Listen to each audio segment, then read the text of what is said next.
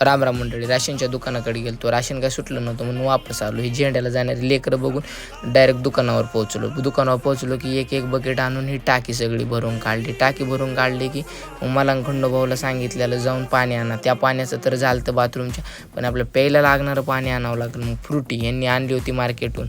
ऑटोतून frutti उतरून घेतली की भेळ खाल्ली आम्ही, मी आणि खंडोबा म्हणले मला दाखवू नको. म्हणजे चालते म्हणलं, कॅमेऱ्यात येत नाही तेवढं, लाजते थोडं.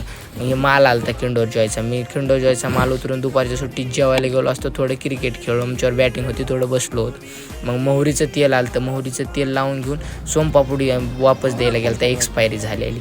ते झालं की गोदरेजचा गट्टू आले, ते गोदरेजचे गट्टू लावून घेतले आणि मटकी भरून घेतली की मोबाईल चार्जिंग लावला होता. नंतर डायरेक्ट संध्याकाळीच काढला, कारण काय फोन आहे नावाला नुसतं. लगेच पेढे आणले की आरती केली, जेवण केलं, घरी येऊन झोपतो. भावांनो, बाय.